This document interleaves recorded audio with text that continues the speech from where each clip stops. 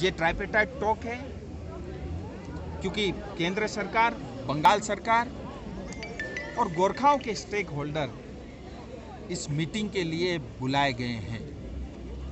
चौथी सबसे अच्छी बात, अब तक के वार्ता में डूअर्स हमेशा छूट जाता था, लेकिन इस बार डूअर्स भी शामिल हैं। और आज मैं उस बात का खुलासा करता हूं आपके माध्यम से। बहुत सारे लोगों ने ये कहा कि ये डायलॉग होगा ही नहीं, सितंबर में कहा था, सितंबर में नहीं हुआ, अगस्त की बात थी, अगस्त में नहीं हुआ, कभी हमने कहा कि अफगानिस्तान चल रहा है, वो सब है, लेकिन उस सब को लोगों ने नेगेटिव मानसिकता के साथ देखा, सिर्फ और सिर्फ उसके ऊपर राजनीति करने की कोशिश की, लेकिन ये नहीं देखा कि गोरखाओं ने पिछले 100 साल से ज़्यादा समय से दुख पा रहे हैं। तो आज मैं उस बात की भी आपको बताना चाहूँगा, ये सिर्फ और सिर्फ डूअर्स को इंक्लूड करने के लिए 1.5 महीना का ज़्यादा समय लगा, ये भी आपके माध्यम से मैं अपनी जनता को अवश्य कहना चाहूँगा। सो इस बार डूअर्स भी है, इस बार पश्चिम बंगाल भी है, और पश्चिम बंगाल का ढीला ढाला रवैया अब बिल्कुल नहीं चलेगा। गृह मंत्रालय ने मन बना लिया है और गृह मंत्री जी इसीलिए इस मीटिंग में गंभीरता से वो स्वयं अध्यक्षता कर रहे हैं। अब जो है ममता दीदी या बंगाल सरकार का ढीला ढाला रवैया भी नहीं चलेगा, समाधान होगा और होके ही रहेगा, ये भी तय है। इसके साथ साथ मैं आपको और भी बात बताना चाहूँगा, इस वार्ता के लिए पश्चिम बंगाल के चीफ सेक्रेटरी से लेकर के इतना ही नहीं, हमारे 2 मुद्दे हैं, एक स्थायी राजनीतिक समाधान, दूसरा 11 जनजाति का विषय। 11 जनजाति को मान्यता दिलाने के लिए जितने भी हमारे एनजीओ है, जनजाति के अलग अलग संगठन है, मैं उन सब का नाम नहीं ले रहा हूं क्योंकि 3 का लूंगा तो 4 छूटेंगे, उन सब की भी तपस्या है। मैं उनके लिए भी आपके माध्यम से कहना चाहूँगा, इस बार के वार्ता में ट्राइबल मिनिस्ट्री के सचिव भी रहेंगे।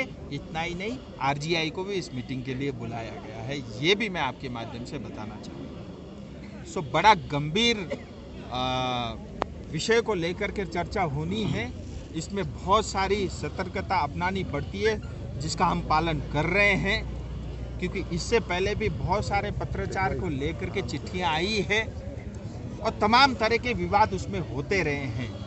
मैं एटलीस्ट अपनी गोरखा संतान से आपके माध्यम से चाहता हूँ, चाहे पॉलिटिकल लेवल के हमारे बड़े भाई हो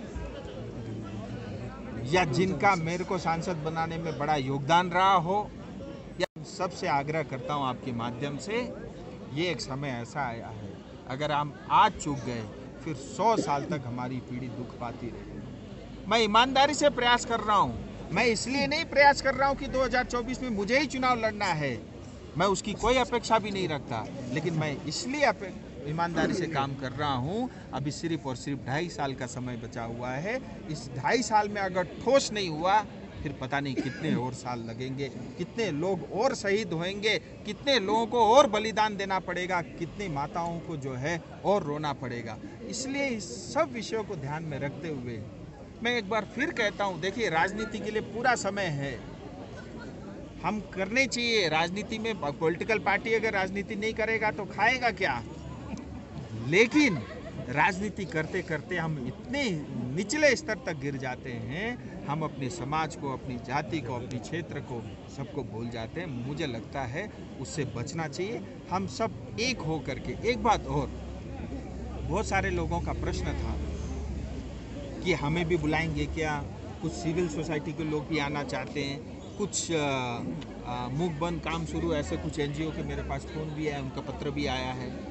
सो उन सबसे भी मैं ये कहना चाहता हूँ, देखिए ये सिर्फ जो है मेरे लिए मीटिंग नहीं है, राजू बिष्ट को कुछ बनना है या कुछ पाना है, इसके लिए ये टॉक्स नहीं है, ये आपके लिए है। मेरे से ज़्यादा अधिकार दार्जिलिंग की जनता का है, इस चीज़ को मैं समझता हूँ, लेकिन मेरी भी कुछ मजबूरियाँ हैं, क्योंकि ये टॉक्स गृह मंत्रालय की तरफ से तय हुआ है और गृह मंत्रालय से सबको पत्राचार हैं। लेकिन आपके जो सुझाव हैं, आपने जो पत्र दिए हैं, मैं ये भी ज़रूर कहना चाहूँगा, आपके सारे सुझाव, आपने जो कुछ भी निवेदन किया वो मैं गृह मंत्री जी से स्वयं बात करूँगा और मैं प्रयास करूँगा कि आने वाले वार्ता के अंदर में आप सबको भी बारी बारी करके ज़्यादा से ज़्यादा लोगों को सुनने का मंत्रालय को भी अवसर मिले, क्योंकि मुझे लगता नहीं कि पहले एक मीटिंग में सब कुछ हो जाएगा, क्योंकि इस तरह की वार्ताएं पहले भी होती रही है और तमाम वार्ताओं में समय जरूर लगता है।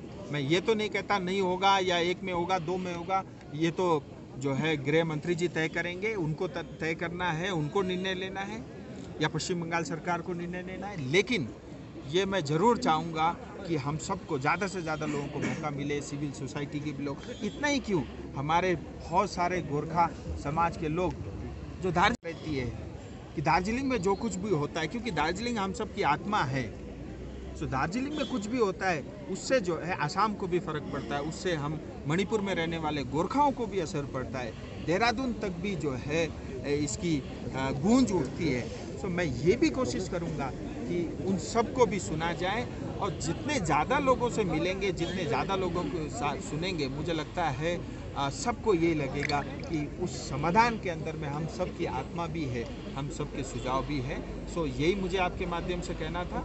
और अगर आपके कुछ प्रश्न हो दिलाते हो कि मैं चौरस्ता के सामने खड़े होकर क्या बोला था, आज आप क्यों भूल जाते हो? सो ये स्पष्ट है। देखिए, गोरखा और कुछ नहीं चाहता, और जो गोरखाओं के सपने हैं उसी सपनों की पूर्ति के लिए ये टॉक्स है, ये भी मैं आपको बता देना चाहता हूँ। और कभी जाके चौरस्ता में भाषण करेंगे, मैं फिर बोल राजू जी, ये मानते हैं कि ये जो टॉक हो रहा है ट्राइपेटाइट टॉक, ये क्या स्टेट गवर्नमेंट का मेन रोल होगा? देखिए, क्या होता है जब भी ट्राइपेटाइट बोलेंगे तो केंद्र सरकार, राज्य सरकार, गोरखा स्टेक, तीनों हैं स्टेक होल्डर। सो ट्राइपेटाइट टॉक ही है और उनकी बड़ी भूमिका है, इसमें कोई दो राय नहीं है, क्योंकि हम भारत में एक फेडरल स्ट्रक्चर के अंदर रहते हैं, तो उनकी बड़ी भूमिका रहेगी और उन्होंने भी कहा है कि हम समाधान करेंगे। लेकिन मैं आपके माध्यम से टीएमसी को, पश्चिम बंगाल सरकार को ये भी बता देना चाहता हूँ, हमें ऐसी कोई परमानेंट पॉलिटिकल सॉल्यूशन नहीं चाहिए जो पश्चिम बंगाल चाहती है, जैसे जीटीए है या इससे पहले जो कुछ भी था। हमें ऐसा परमानेंट पॉलिटिकल सॉल्यूशन चाहिए जिसमें केंद्र का बड़ा भाई वाला रोल हो, जो संवैधानिक हो, जिससे से ज़्यादा अधिकार और स्वतंत्रता हमको मिले, और उससे भी बड़ा होगा, आप निश्चिंत रहिए। क्या स्टेट गवर्नमेंट जाएगा इसमें? जैसा मैंने बताया, देखो ढीला ढाला रवैया बहुत हो गया और गृह मंत्री जी और गृह मंत्रालय मन बना के बैठा है। मुझे लगता है वो अवश्य आएंगे। आप देखिए क्या होता है। भारत अगर नहीं आया, मतलब स्टेट गवर्नमेंट नहीं आया, तो क्या इसको बाइपेटेड कैंसिल होगा? देखिए सुनिए, बिल्कुल नहीं होगा, लेकिन आप देखिए नहीं आया तो क्या हुआ, आएगा तो क्या होगा, अब उस पर स्पेकुलेशन पे हम नहीं जाते। अभी तो उनको चिट्ठी गया है, बहुत सारे लोग बोल रहे हैं प्रमाण का है, मैं प्रमाण भी लेके आया हूँ, दिखाऊँ आपको। चीज़ को ना ये समझो मैं खुद ही कोऑर्डिनेट कर रहा हूँ।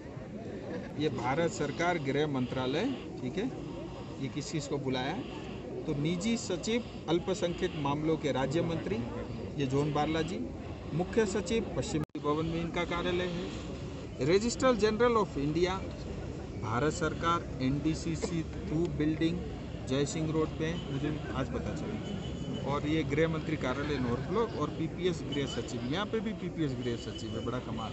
ओके, सो कुल मिला के ये भी प्रमाण है। और जो है हमको आशावादी होना चाहिए, हमको पॉजिटिव सोचना चाहिए। देखिए इससे पहले भी बहुत सारी वार्ताएं हुई है, देश भर में बड़े समस्याओं के समाधान के लिए बड़ी बड़ी टॉक्स हुई है, तो ये भी उसी प्रकार से होगी। राजू जी, लेटर को लेकर बहुत आरोप आ रहा है कि फाइल नंबर से में पुराना लेटर को कॉपी पेस्ट किया है, हैंडराइटिंग। हाँ सॉरी मैं दो चीज़ भूल गया, एक तो हॉलीडे को लेके और फाइल नंबर को लेके। सो मैं गृह मंत्रालय में जॉइंट सेक्रेटरी से मेरी बात हुई, ये छुट्टी का क्या चक्कर है? बोला सर हमारी तो कोई छुट्टी नहीं है। और बाई चांस मैंने 2 अक्टूबर मेरी उनसे बात हुई थी, तो उस दिन भी वो कार्यालय में, तो सर हमारी कोई छुट्टी नहीं है और ये सरकार जानी जाती है, हमारे लिए सारे दिन एक सब प्रभु ने दिए हैं, चाहे संडे हो चाहे मंडे हो। और फुलपाती का दिन हुआ, इससे ज़्यादा शुभ कोई हो सकता है क्या गोरखाओं के लिए? मुझे लगता नहीं कुछ हो सकता है। नवरात्र का समय, फुलपाती का दिन, मतलब इससे अच्छा शुभ दिन कोई हो ही नहीं सकता। और जहाँ तक फाइल नंबर की बात है, देखिए मैंने बात की ये फाइल नंबर का कॉन्सेप्ट क्या है, तो उन्होंने बताया कि जो पुराने इतिहास से जो टॉक्स चली आ रही है वो जो है उससे भी पहले से चली आ रही है, उसमें कुछ डिजिट जो है कॉमन होते हैं। सो मैंने काफ़ी कोशिश की रिसर्च करने की, क्या है मेरे पास वो सारे दस्तावेज मिले नहीं, कुछ 2 नंबर के डिजिट सेम होते हैं, फिर कंटिन्यूटी में चलता रहता है। क्योंकि दार्जिलिंग किसी को समझना है तो पहले उसको ये समझना पड़ेगा आज क्या व्यवस्था है, ये भैया ये नहीं चाहिए, हटाओ इसको, फिर डायलॉग शुरू होगा। सो इसके लिए मुझे लगता है फाइल नंबर है। लेकिन अगर आपके माध्यम से ये भी कहना चाहता हूँ, अगली बार फाइल नंबर हटा देना है, हटा देंगे। अगली बार अगर आप ये कहेंगे संडे को नहीं रखना, मंडे को रखना, आपसे पूछ के मंडे रख लेंगे। सो पूरा फ्लेक्सिबिलिटी है, कोई दिक्कत ही नहीं है, क्योंकि भारत सरकार भी हमारी है, हम भी भारत के नागरिक हैं, गोरखा हम सब भी भारत के ही हैं, तो समस्याएं क्या है? तो हमारी खुशी के लिए जब मीटिंग हो रहा है, जैसा हम चाहेंगे वैसे ही। ये बड़े भाई भी हैं जो आज हमारे साथ नहीं हैं, उनका भी बहुत प्रयास रहा यहाँ तक पहुँचने में, उनका भी योगदान है, मैं ये नहीं कहूँगा नहीं है। लेकिन उसके बावजूद भी देखिए, आज पश्चिम बंगाल सरकार को बुलाया है, मान लो घर में माँ को कोई मीटिंग में बुला ले, तो सब बच्चों को तो बुलाना जरूरी नहीं है। और उन्होंने तो पहले ही तय कर लिया है कि जैसा हमारी माँ बताएंगी वैसे ही हमको करना है, तो बात तो खत्म हो गया।